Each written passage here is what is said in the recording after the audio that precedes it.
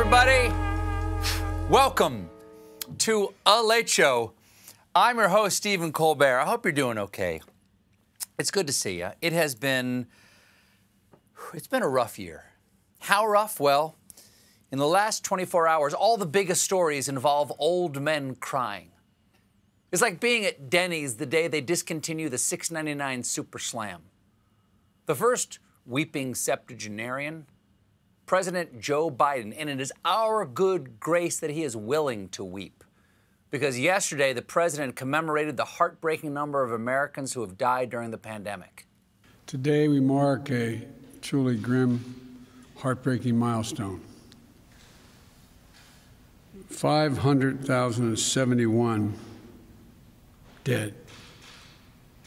That's more Americans who have died in 1 year in this pandemic than in World War I, World War II, and the Vietnam War combined. That is a horrifying and tragic number that was completely avoidable, that we could all see coming, and that was clearly the result of failed leadership. After all, there would have been way more casualties in World War II if Patton's speech went like this. Now, I want you to remember that no bastard ever won a war by dying for his country. So don't let the Nazis dominate your life. They'll be gone by the spring. Now, take the advice of my favorite pillow salesman and eat your bleach. It'll go through you like crap through a goose. It was a devastating but powerful speech because of Biden's willingness to share in our national grief by naming his personal experience with unimaginable loss. It's hard footage to play on a comedy show like this, but it's nutritious to the soul to see a president finally facing our emotional reality. And it's refreshing because the previous guy's emotional range ran the gamut from angry to hangry. Now, to put the monumental loss he was addressing in perspective, the U.S. is about 4% of the world's population and recorded 25% of the COVID cases and 20% of the fatalities. If a restaurant had the health record the United States does, the letter grade out front would be not available, inspector devoured by rats. But despite the history of badness, there are reasons to hope. The vaccinations are speeding up, and yesterday we learned another one is about to come on the market because Johnson & Johnson announced it can provide 20 million vaccine doses by late March. That is such great news, I could cry. But I know Johnson & Johnson has a strict policy of no more tears. Oh, and there's more good news. The 7-day average number of cases is down 75%.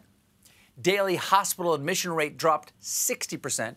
And in the past week, deaths have dropped nearly 39%. That is wonderful if you ignore the fact that these numbers are comparable to last summer's peak. All right, we're back where we were when we thought it couldn't get any worse, but we were wrong. Woohoo! Jimmy, hit the fireworks. Yay!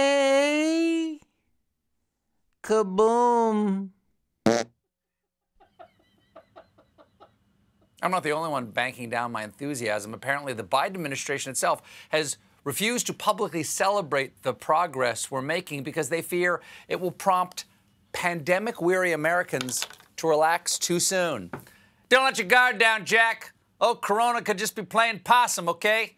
Lay in the bottom of a trash can, think it's a dead rat. Then it jumps up and grabs you by the ears. They got those opposable thumbs. Start burrowing in your eye socket. Anyway, stop, drop, and roll. Don't do drugs. Reading is fundamental. Only dopes do dope.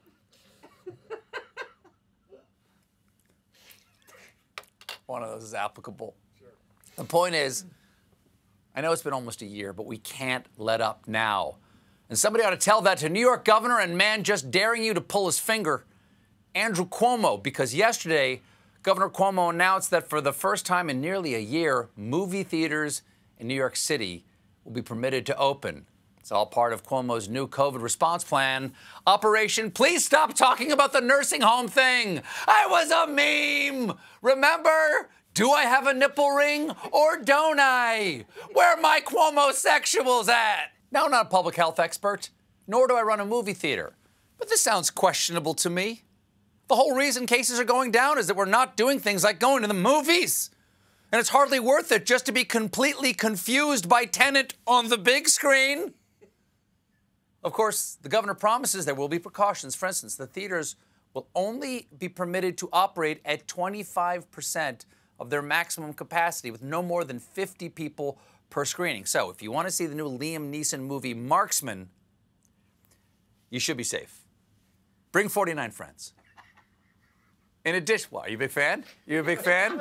Are you looking forward to seeing Marksman? Is that what it is?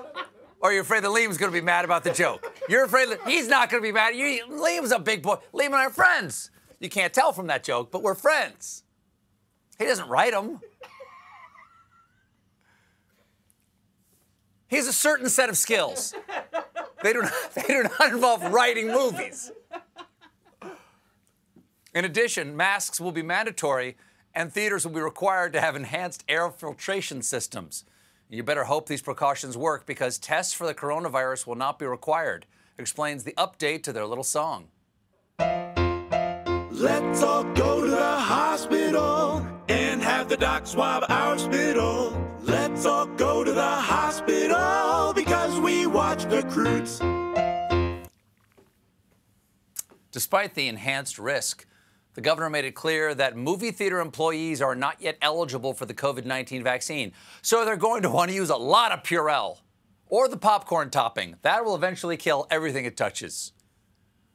This story underlines the fundamental inequity in distributing vaccines in this country. For instance, according to the CDC, Black people and Latinos are 3 times more likely to be hospitalized and twice as likely to die from the virus. But Black and Latino Americans are being vaccinated at lower rates.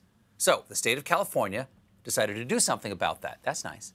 They created a program where members of underserved communities would be the only ones allowed to make certain vaccination appointments using special access codes provided to community organizations.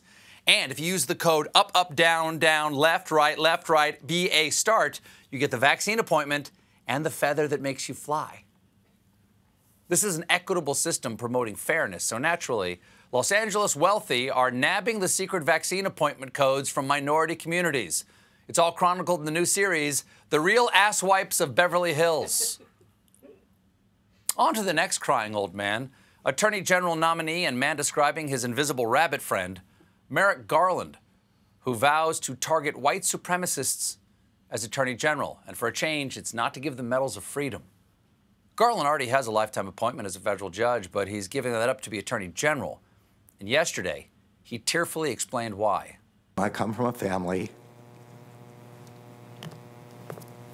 where my grandparents fled anti-Semitism and persecution.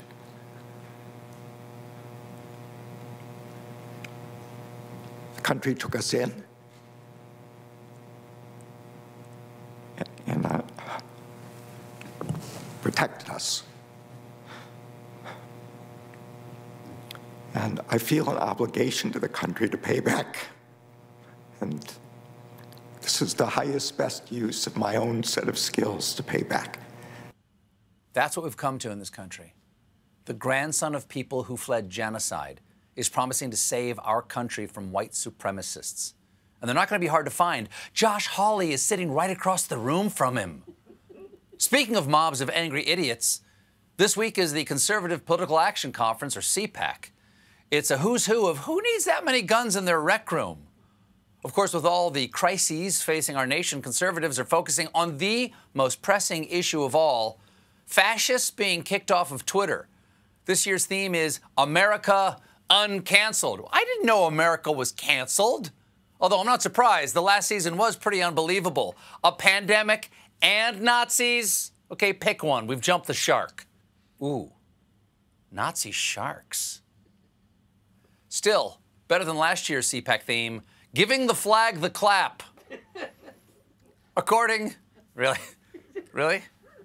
Think I'm afraid of offending the flag? Is that? Okay. According to CPAC, it's time. I just have to check. When you turn your back on me and walk away, I have to make sure there's a reason for you removing yourself from the room. According to CPAC, it's time to stand up for Americans whose views have gotten them canceled, which is why they kick things off by canceling an appearance from one of their panelists for a history of making anti-Semitic claims. Good. Conservatives don't want to be associated with anyone like that. It could sully the good name of the mob with aluminum bats trying to murder Mike Pence. The canceled man in question is a rapper named Young Pharaoh, who was pulled from the lineup after journalists pointed out his record of publicly rejecting the existence of Judaism outright. Okay, pretty bold stance to reject the existence of the world's oldest monotheistic religion. They've been around for a while, and they write it all down. It's kind of their thing. You know who could tell young Pharaoh that Judaism exists? Old Pharaoh. There's a pretty famous old book about it. There's even a new book about it. CPAC apparently hadn't known about young Pharaoh's history of anti-Semitism and called his views reprehensible, saying they have no home with their conference. Yes, conservatives would never doubt the existence of Jewish people. Otherwise, who's operating the space laser?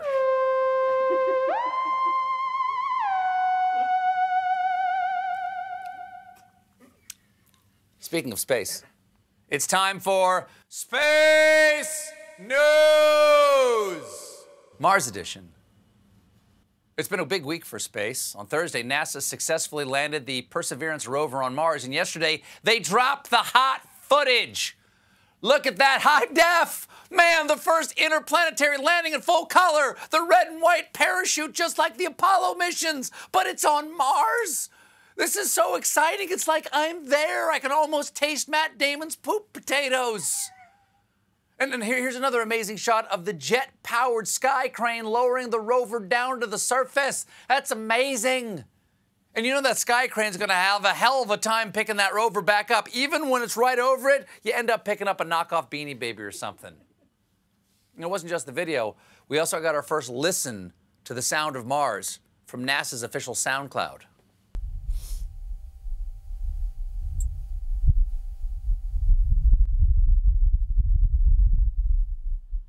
Wow. We finally know what it would sound like if somebody butt-dialed you from Mars. This was truly an historic event, but today, well, nothing would be complete without another old man crying. This is the moment that Alejandro Miguel San Martin, the chief engineer of 4 previous Mars landings, celebrated the Perseverance touching down from his home office.